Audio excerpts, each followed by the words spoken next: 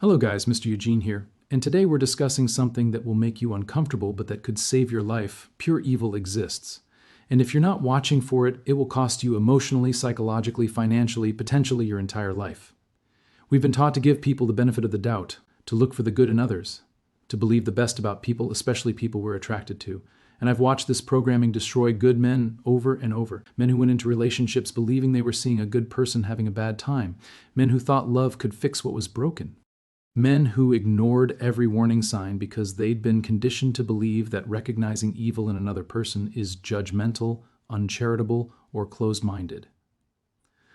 Let me be absolutely clear, there are people in this world whose internal wiring is so fundamentally broken that they are dangerous to be around. Not just difficult, not just challenging, dangerous. They will destroy you systematically if you give them access to your life. And they are exceptionally skilled at hiding what they are until you're so entangled that extraction is devastating. I'm not talking about people with ordinary mental health struggles. Depression, anxiety, trauma, these are manageable conditions that good people work through. I'm talking about something darker, or something that previous generations called possession or evil spirits, because they didn't have the psychiatric vocabulary to describe what they were seeing. They were seeing people whose capacity for empathy, for conscience, for normal human bonding was simply absent. And they understood correctly that those people were dangerous. Today we have clinical terms: psychopathy, sociopathy, narcissistic personality disorder, borderline personality disorder. But the reality those terms describe hasn't changed. You're dealing with people who are fundamentally different from you in ways that make them incapable of the kind of reciprocal partnership you're seeking. And trying to build a life with them will destroy you. So today we're going to examine the signs. The specific, observable behaviors that tell you you're not dealing with an ordinary person having ordinary struggles, but with something much darker. The signs most men miss until it's too late. And what you need to do if you're already entangled. This is not theoretical. This is pattern recognition that could save you from the worst mistake of your life. Stay with me. The modern conversation about evil and why it fails you.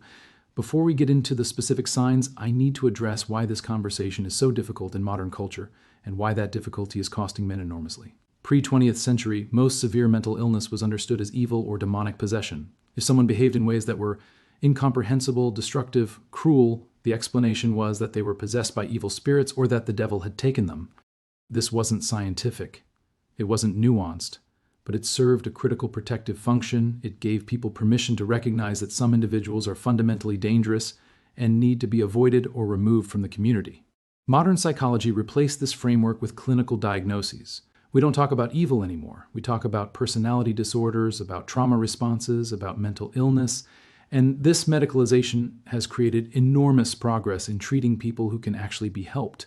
But it has also created a blind spot, because the modern framework encourages us to see all problematic behavior as treatable, as the result of circumstances or brain chemistry that can be managed with therapy or medication.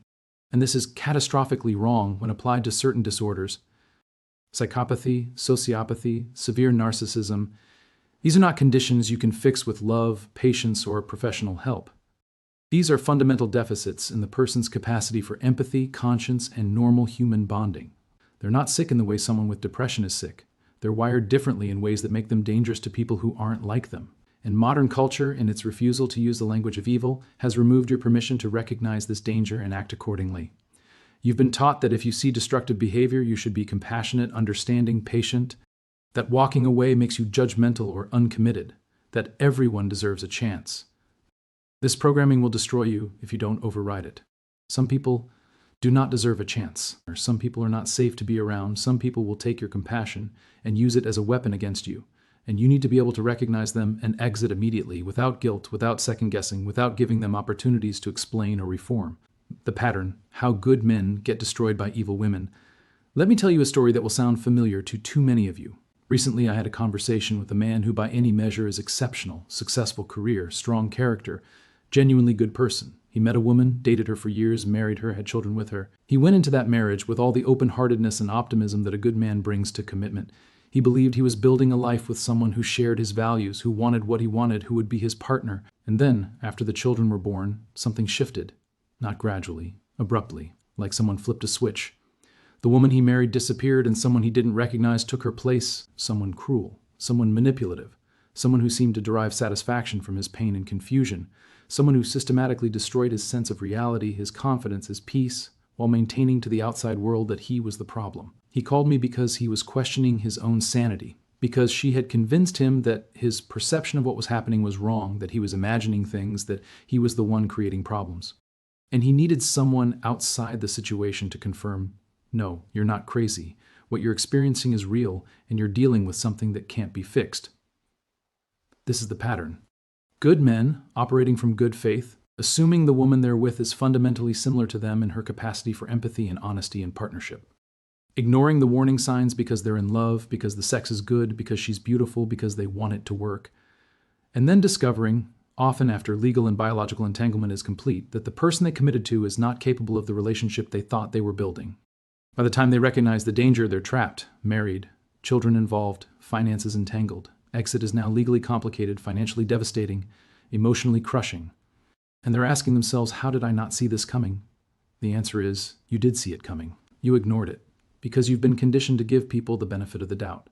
Because you thought love could overcome character deficits. Because you didn't have the framework to recognize that some people are fundamentally broken in ways that can't be fixed.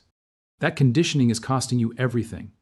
Today, we're replacing it with clear pattern recognition. Sign 1, lying and reality distortion. The first sign, and it's often subtle enough that men explain it away, is consistent dishonesty and reality distortion. Everyone occasionally stretches the truth. Everyone occasionally presents themselves in the best light. That's normal human behavior. What you're watching for is a pattern of dishonesty that serves to create a narrative about her that doesn't match observable reality. In practice, this looks like she tells you about her past and the details don't add up. The timeline is inconsistent. The story changes slightly each time she tells it.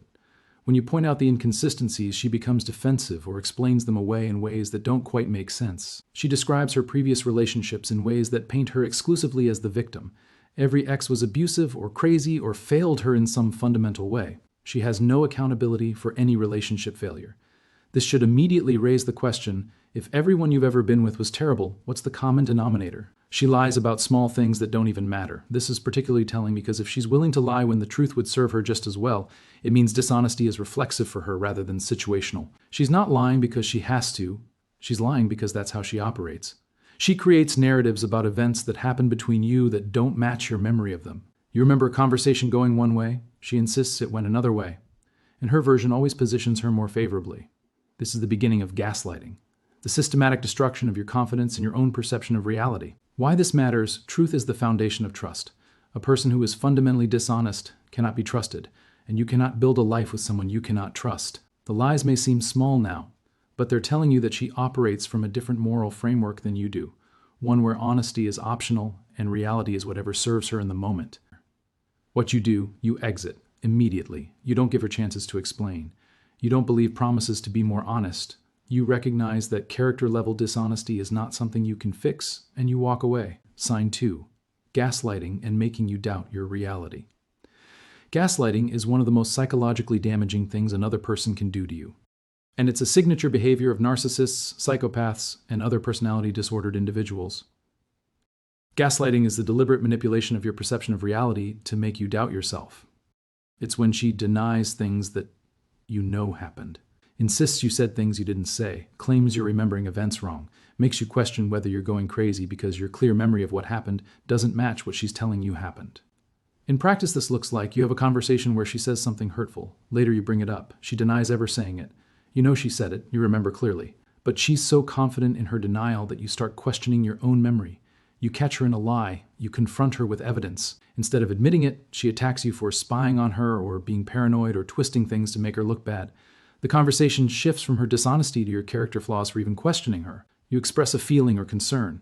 She tells you don't actually feel that way, that you're being irrational, that you're making things up. She defines your internal experience for you and insists her interpretation is correct and yours is wrong. Why this matters: gaslighting destroys your psychological foundation. It makes you doubt your own mind, your own memory, your own perception. This is deliberate, because a person who doubts themselves is easy to control. They defer to the abuser's version of reality because they no longer trust their own. If you're experiencing gaslighting once or twice, it might be genuine misunderstanding. If you're experiencing it consistently, you're being psychologically abused, and you need to exit immediately. This is not something that gets better. This is something that systematically destroys your mental health until you're a shell of yourself. What you do, document everything. Record conversations if you're in a one-party consent state. Write down what happens immediately after it happens so you have a record.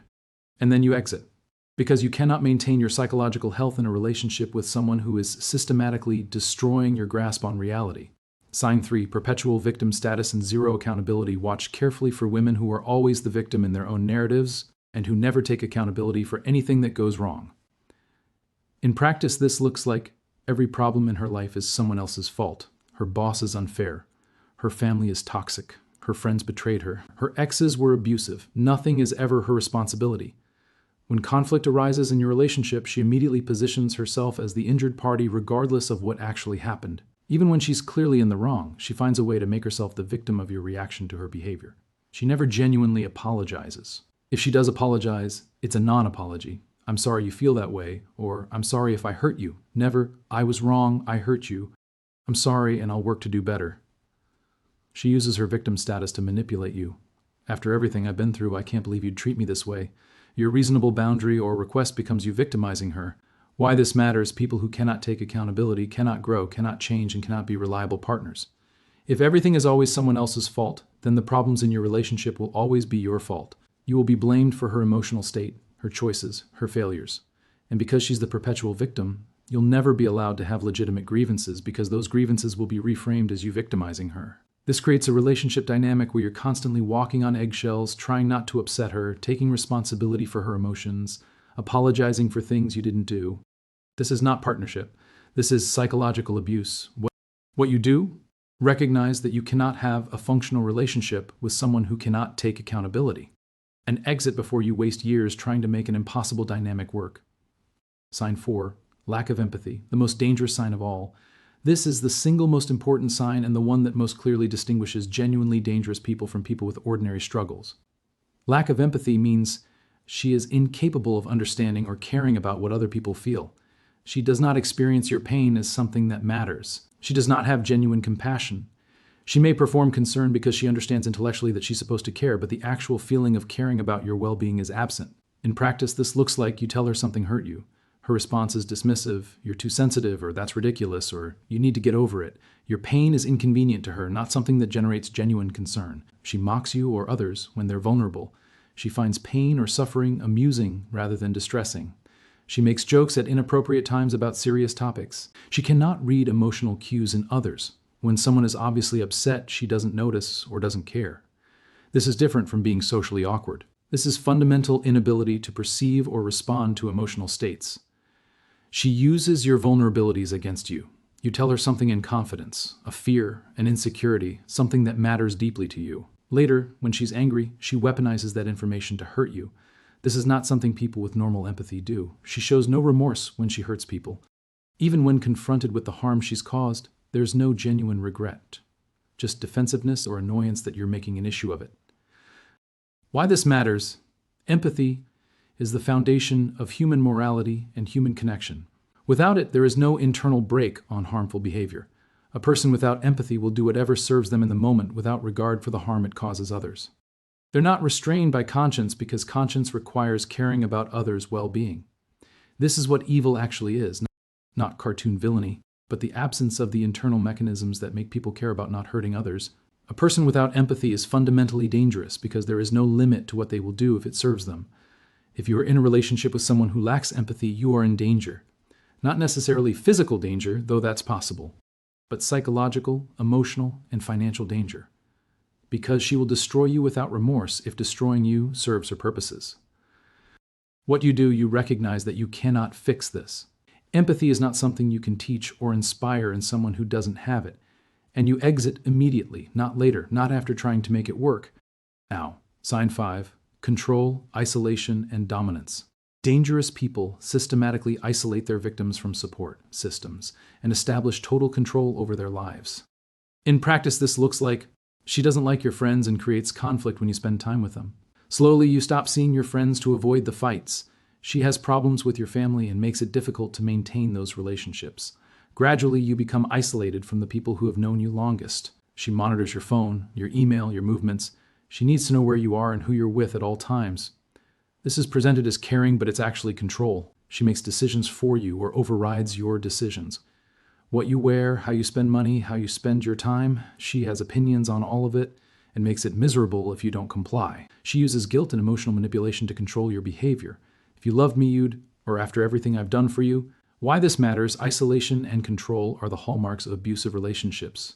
Because once you're isolated from support systems and she has control over major aspects of your life, leaving becomes exponentially more difficult.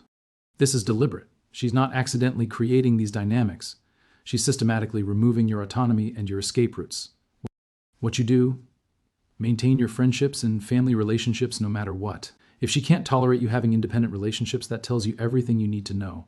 And if she's already isolated you, reconnect immediately. Reach out to the people you've lost touch with, rebuild those connections. You'll need them when you exit.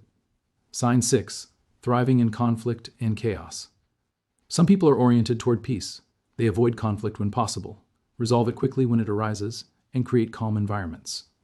Other people are oriented toward conflict. They create it, they escalate it, and they seem to derive energy from it. In practice, this looks like she picks fights over nothing when things are too calm. Peace makes her anxious, so she disrupts it. Arguments that should be resolved in minutes extend for hours or days because she won't let them go. She brings up past grievances that were already resolved. Nothing is ever actually settled. After fights, she seems energized rather than drained. The drama feeds her in some way. She creates triangulation, pitting you against other people, creating conflicts between people in her life, generating drama between her children and their father, etc. Why this matters: you cannot have peace with a person who is oriented toward conflict. And without peace, you cannot be happy. The constant low-level warfare is exhausting. It destroys your mental health, your productivity, your ability to feel safe in your own home. And here's what's particularly insidious. At first, the conflict makeup cycle can feel exciting. The intensity of the fight, followed by the intensity of reconciliation, creates an addictive cycle. But over time, the fights get worse and the reconciliations become less satisfying. You're trapped in a pattern that's destroying you. What you do: recognize that her need for conflict is not something you can cure by being a better partner. She's not creating conflict because you're failing. She's creating it because that's how she's wired. And you exit. Sign 7.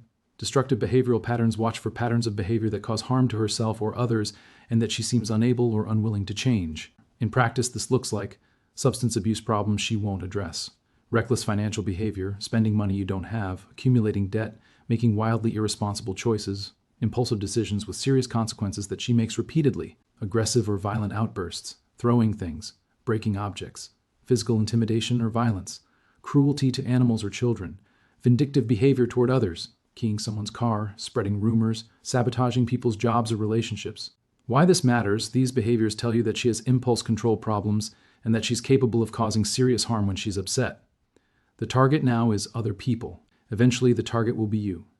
And once you're entangled, married, children together, she has enormous power to harm you through the legal system, through parental alienation, through financial destruction. What you do: anytime you see destructive behavior patterns, you exit. You don't wait to see if she'll change. You don't believe promises that it won't happen again. You recognize that patterns predict future behavior, and you protect yourself accordingly. How to protect yourself. So how do you avoid getting destroyed by evil people? Here's the framework. Trust your gut. Your instincts will pick up on danger before your conscious mind processes it. If something feels off about someone, it is. Don't talk yourself out of your instincts. Don't let attraction override your internal alarm system. Set firm boundaries early from the beginning of any relationship. Establish clear boundaries: how you expect to be treated, what you will not tolerate, how conflicts will be handled. If she can't respect basic boundaries, she's disqualifying herself early before you're heavily invested. Watch for patterns, not incidents. One bad day doesn't make someone evil. Everyone has bad days. What you're watching for is patterns that repeat consistently over time. The woman who lies occasionally is different from the woman whose relationship with truth is fundamentally broken. Learn to distinguish between incidents and patterns. Don't explain. Don't justify your boundaries. When you set a boundary with a dangerous person, they will demand justification. They'll want you to explain why you feel that way so they can argue with your reasoning. Don't engage. "This is my boundary" is a complete sentence. If they can't respect it without extensive justification, they're showing you they don't respect your autonomy. Expect backlash when you set boundaries. Dangerous people will punish you for having boundaries. They'll get angry, they'll withdraw affection, they'll escalate conflict. This is a test. They're seeing whether your boundaries are real or whether they can erode them through making the cost of maintaining them too high. Hold firm. The woman who can't accept your boundaries is not the woman for you. Document everything if you're already involved. If you're already in a relationship with someone dangerous, especially if you're married or have children, start documenting everything. Write down incidents immediately after they happen. Record conversations where legal. Collect evidence. You'll need it for custody proceedings, for divorce, for protecting yourself from false accusations. Reconnect with your support system. If she's isolated you from friends and family, reconnect immediately. Tell them what's happening. Let them back in. You'll need them for support, for reality checking, because she's probably convinced you that your perception is wrong, and for helping you exit safely. Get professional help. If you've been in a relationship with someone with these characteristics, you've been psychologically traumatized. This is not something you just get over. Find a therapist who understands narcissistic abuse, psychopathy, or personality disorders. Do the work to heal, because the damage is real and it will affect your future relationships if you don't address it. Final thoughts: evil exists. Not as a religious concept necessarily, but as a practical reality describing people whose internal wiring is so fundamentally different from normal that they're dangerous to be around. Modern culture has removed your permission to recognize this. It's taught you that everyone deserves compassion, that everyone can change, that walking away from someone who's struggling makes you judgmental or uncommitted. This programming will destroy you. Some people do not deserve compassion because they will use your compassion as a weapon. Some people cannot change because the problem is not situational but characterological. Walking away from someone dangerous is not judgment. It's self-preservation. Learn the signs. Watch for the patterns. Trust your instincts. Set boundaries. And when you see what you're dealing with, exit immediately without guilt. Your life, your sanity, your future, they're all worth more than giving a dangerous person chances to destroy you. Drop a comment if this resonated. Have you encountered this? What signs did you miss? Subscribe, because this channel will continue teaching men to recognize and protect themselves from the threats nobody else is willing to name honestly. Stay healthy, stay safe, and trust your